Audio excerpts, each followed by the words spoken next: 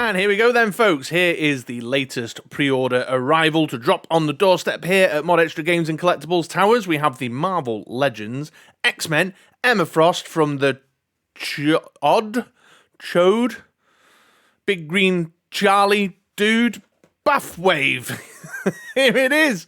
Very good, very pleased. I've not ordered many from this particular wave, but I am an X-Men collector, and I needed an Emma Frost, and I'm a big fan of the Joss Whedon and John Cassaday Astonishing X-Men run, which this is clearly inspired by, so I had to jump in and pick this one up, and I was very blessed, very fortunate, got a little bit of cheeky import stock, so another figure early in hand for the very lucky Chris here at Mod Extras. So, let's get it unboxed, and then we'll move on to the review stuff.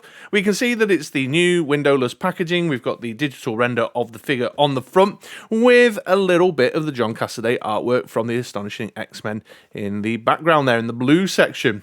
Looks nice enough. It's, it's fine, whatever, but I'm a out-of-box collector, so no big for me. Then on the back, we've got another digital render of the figure. It shows what's included as well, some swappable hands, and Big Green Charlie's leg, Ch'od. However, all the legal bollocks and malarkey here at the bottom. On this side here, we've got even more of that tremendous John Cassaday artwork from the Astonishing X-Men run. And then on this side of the box, we've got the Build-A-Figure information, so which figure includes what part. We can see that Emma Frost is number 1 in the wave with the right leg there. There's Fang, Monet, Corsair, Kid Omega, and Chamber to come, of which, keep an eye out on the channel, the other I've pre-ordered from this wave is Chamber. Hey, I tell you what, they're really laying on the legal malarkey and bollocks. There's some there. There's obviously this big chunk on the back, and there's a chunk here on the bottom. Somebody must have sued them recently. All right, let's get Emma open then. So I've cut the tape. I'll just pop my finger in under the tab and open her up from the side here. There we go. And because it's the windowless packaging, she's going to be in one of the wooden frames, I suspect. Yep, there we go. Oh, and there's, well, that looks like the leg. Let's get rid of the box. All right, so bag number 1 is, it's Big Green Charlie's leg, but the hands fell out at the same time. There's the 2 swappable hands. So I'll add that to my ever-growing collection of incomplete Build-A-Figure pieces, coming to a Facebook group near you. If anyone wants that, get in touch. And Emma's in this cardboard frame. Her cloak's just sort of popping through these couple of holes at the side there. And we'll slide her out the bag. And here's Emma Frost. And here we go, folks. So Emma, the 2 swappable hands, and Big Green Charlie's leg. So, yeah, I'm going to go away now and get some posing done, take some photos. If you're regular around these parts, you know the routine. I'm just going to get hands-on with the figure to give it a couple of days, put her on the shelf, see how she feels in the display, and then I'll be back with some review thoughts ready to share with you. So, Future Chris will be back with you in 3, 2, 1... And here we go. Here is Emma out the packet. It's been a few days now since I recorded the unboxing section of the video that you've just watched, and I'm about ready to share some review thoughts. So if you're new around these parts, quick rundown. Mod Extra Games and Collectibles review is made up of 3 parts I call the 3 A's. The first A is aesthetic. We're going to talk about how the figure looks, colour schemes, sculpts, paint applications, all that good stuff. What is the visual impact of the figure? Then it's on to the second A, which is articulation. How does she move? How does she pose? And then finally, the third A, we're going to talk about added value and accessories. What extra stuff has been thrown in with the figure to make it worthwhile, make it worth us parting our money for this package. And with all that said and done, by the time I'm finished up, hopefully my thoughts will have helped you make your mind up if you're on the fence, if you're thinking about picking one up, as to whether this is the figure for you. So let's not dilly-dally around, let's get straight into it, and let's kick off talking about the aesthetic. So as far as the visual impact of the figure goes, it's a very striking figure, and one of the things that totally leaps out at you is the head sculpt. It's got something quite unique, a unique flavour to it that you don't see very often with other Marvel Legends figures. Now that's a double-edged sword. On the one hand, it's a positive. The inspiration point is John Cassaday's artwork on Astonishing X-Men. He drew the Joss Whedon written run back in 2004. 2004. I want to say 2004. Hang on, pause. I'm on Wikipedia checking. Yes, 2004, which is a great run, really interesting storyline, and John Cassaday really brings his own flavour and style to the way the characters are drawn, and his interpretations are a little bit different, and this face sculpt definitely reflects that. So if you're a fan of John Cassaday's artwork, which I am, I've loved John Cassaday for years. In fact, I can highly recommend the Planetary book. It's awesome. Check it out if you haven't done so already. However, on the other blade of the sword, what I'm finding is when I've had her in amongst my mixed shelf of X-Men characters, she doesn't integrate all that well. She catches your eye in an interesting kind of way. She certainly doesn't sit very well with the VHS animated X-Men.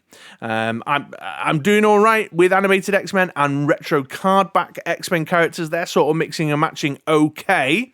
Cardinal sin, I know. Please don't run me out on a rail. I still want to be a part of this community. But she is standing out very much against the animated X-Men as something different, as having a very different tone and flavour to her. So it's a double-edged sword. I think it is an excellent interpretation of John Cassaday's artwork. However, she doesn't tie together a display very well. She stands out as something a bit different. What I will say, though, on a practical level, is that it's an excellent face sculpt. The facial features are well defined. The paint applications are applied really, really well. Super neat and tidy. The eyes have got a great look and feel to them. I like the frosty blue lipstick. Very on point, very accurate to the character in that comic book era that's inspired the character. The hair sculpt is awesome. It's got a lovely wash on it, stands out, very, very nice. So on a very practical level, it's an excellent face sculpt. They really have taken the source material that has inspired the figure and interpreted it really, really well. It just stands out a great deal against, your other figures. The costume is also a direct interpretation of the Astonishing X-Men costume that Emma Frost is wearing in that comic book series. It obviously leans very much into the seductive, sexy, dommy kind of thing that Emma Frost has got going on, and they've again managed to bring that to life in 3 dimensions in the actual figure itself. The white is extremely vivid. I've had to turn the lighting down on the on the rig today. It's not up to its usual brightness because it was reflecting so much off the white. There are touches of detail in there as well. You can see like the bodice has got the latch up the front, and there's some detailing in the legs and the uniform and down by the boots. The cape is a molded cape, but it's got some good stuff going on. Can see there, got some nice texture, some nice flow in the cape, which is nice, which is good. Got the red and gold X-Men logo belt buckle there, which again she wears in the comic book series that's inspired this figure. Paint applications, nice and neat and tidy. The figure and the musculature is there, so all that stuff's pretty good. The colour palette isn't all that exciting, but I mean, that's not Marvel Legends' fault. That's, they've interpreted the character almost exactly as she appears on the page from the source material. She wears sexy white dominatrix style outfits, and that's what we've got right here, and they're all white, and so they made it white. You know what I mean? So I've got no complaints on that front. Despite the fact that it's not a very exciting colour palette, I think they've managed to balance it out quite well with the hair, the eyeshadow and the lipstick and the belt buckle as much as they could do with the figure. There's limits to what they could possibly have done there. So aesthetically, yeah, I'm into the figure. There's lots of ticks in the boxes. They've represented the source material, John Cassaday's artwork that has inspired the figure really, really well. His interpretation has come to life here, 100%. They've done as much as they could do with regards to giving it some texture and depth through the sculpt of her outfit, as much as they could do.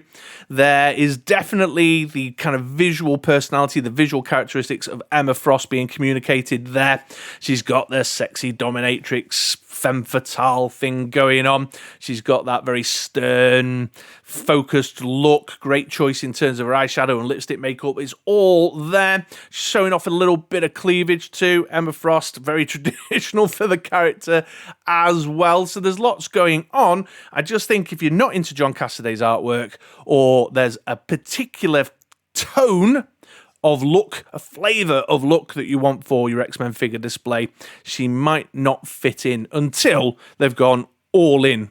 You know, like if you're picking up the Cyclops that's coming out in this wave and then some more John Cassaday style characters come out down the line. So yeah, I'm giving her a thumbs up. She's all right by me. However, I'm putting that small print on there to say that this Emma Frost may not be for everybody. I think you've got to make your decision, and hopefully I've given you a close enough look at the aesthetics of the figure there to make your mind up. So there you go, there's aesthetic. Let's now get into articulation, and I'm going to begin with above the shoulders, looking at the head.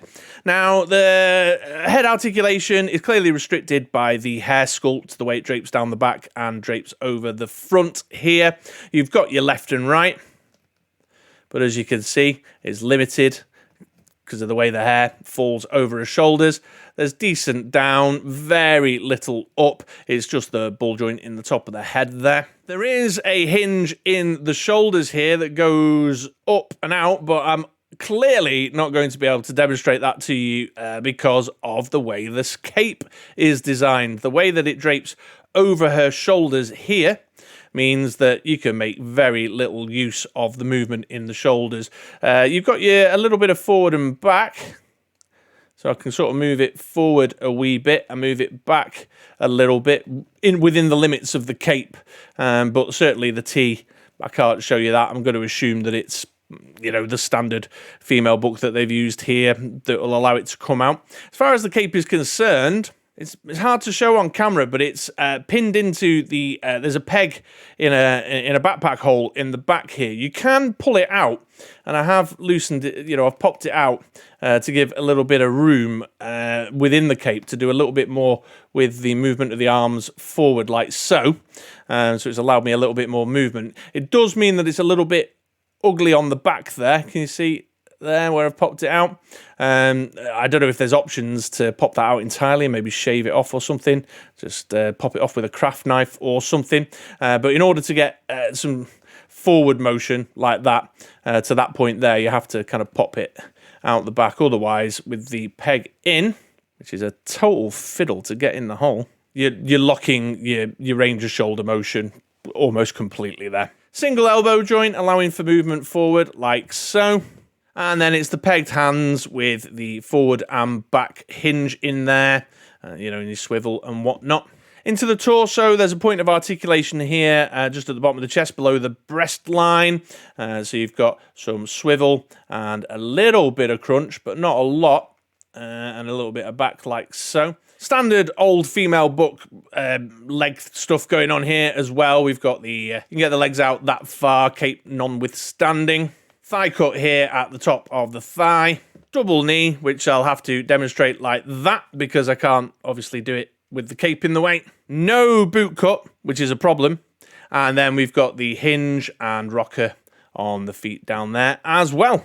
Now, I forgot to mention this when I did the aesthetic, but you'll probably notice when I was looking at the feet there that the boots have got heels on them, which is obviously an aesthetic element to the character. Emma Frost would never be caught dead in flats, we all know that. However, in connection to the articulation, the leg area is a problem. She is a toppler and a face planter. You would not believe how long it has taken me to record this video because every now and again I've tapped the table while I've been passionately expressing myself and made her fall forward and face plant the front here.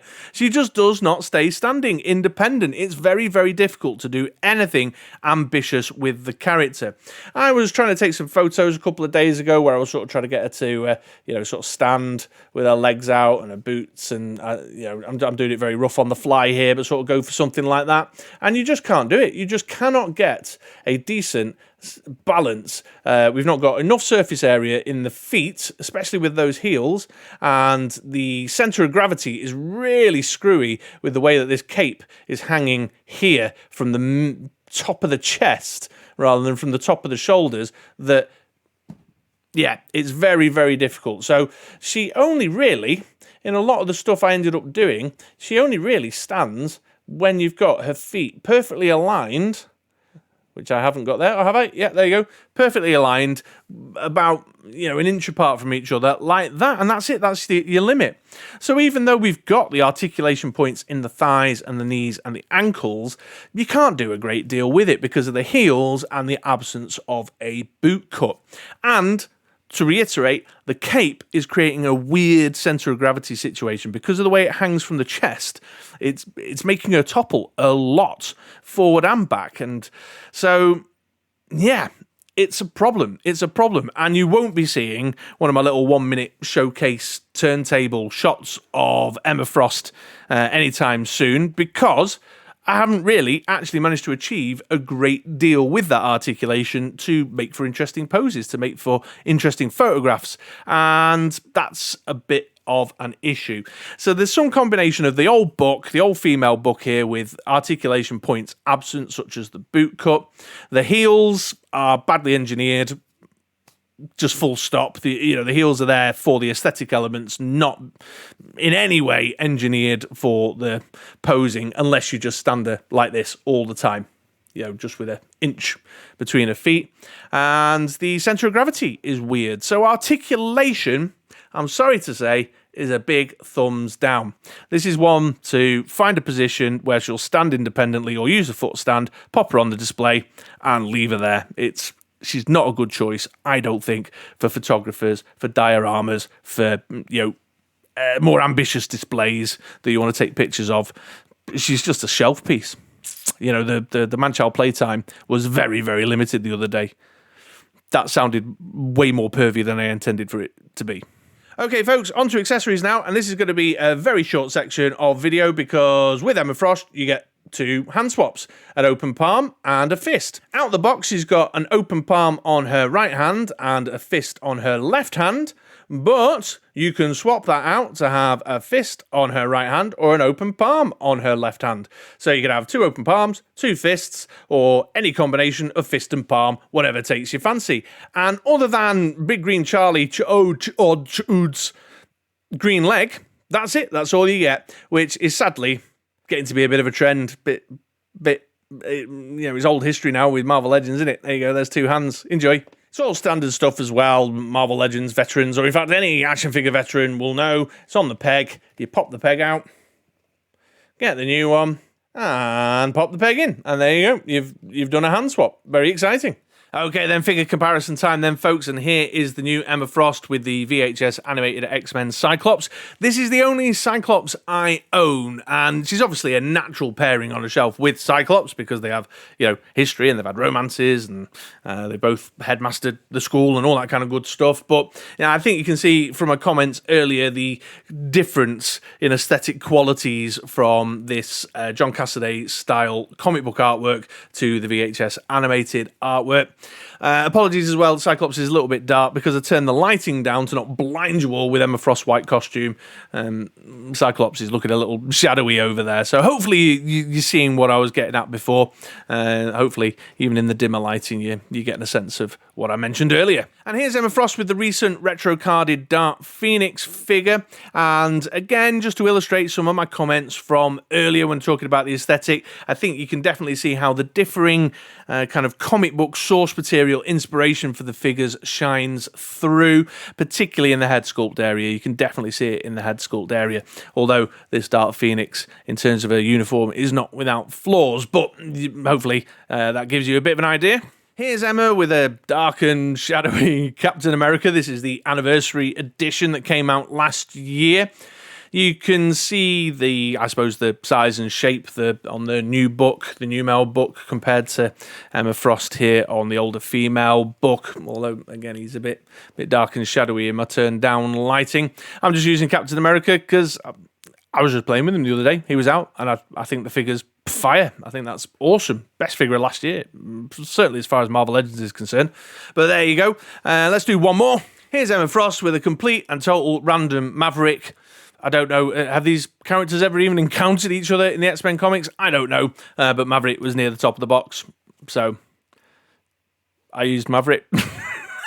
Completely random and pointless. I'm sure that helped no one out at all, but enjoy Maverick nonetheless. So, final thoughts time then, folks. And I'm sorry to report that by my own parameters, my own review parameters, the 3 A's here on Mod Extra Games and Collectibles, Emma Frost is going to have to overall be a thumbs down. She scored thumbs down on articulation and posability. She scored thumbs down on the added value, of which there is none. And she got a thumbs up on aesthetic, but that's only because I'm actually a John Cassaday fan. And that small print there to say, well, if you can't get on board with that John Cassaday flavour, that John Cassaday style that has inspired the figure from the source material, his interpretation from the Astonishing X-Men, then this probably isn't the figure for you. Because, if you don't like the look and feel, you want more posability from it, and you want a little bit more bang for your buck, then you're a loser. No, I don't mean to say you're a loser. I mean you're onto a loser. I should have said, I'm not saying you're a loser because you don't like John Cassaday's artwork. I mean, I think it's great, but each to their own. You know what I mean? Horses for courses. So, yeah, it's a thumbs down, at least on paper. Any logical, reasonable review on paper would say, yeah, look, it's not really hitting it out the park. And especially when you compare it to the standard of other great stuff we've got knocking around now, just on articulation alone. But all that said, and all my criticism of the figure that I've thrown out there, this video, I do sort of like it. She has kind of, well, Emma, you seductive so-and-so, you seduced me. I do kind of like it. I like it. She's just says Emma Frost to me. My reading of the character from my time spent with her in the comic books, I'm seeing here they've captured something like a little X factor, if you will. But take that one to the bank, pun intended. A little X factor, if you will, that is saying everything about Emma Frost. Those kind of key characteristics, they're there. They're there, and I do kind of sort of like her. So even though I've had not a great deal of success posing her up and trying to do something exciting with her for my photos in the Lightbox and what have you, or to put together a 1-minute showcase for the channel, and even though I've not really found a decent space for her on the shelf in amongst all my other X-Men, yeah, she seduced me a little bit. And it's not just because she's showing a bit of cleavage. Get your head out of the gutter. I'm talking to you, Bob.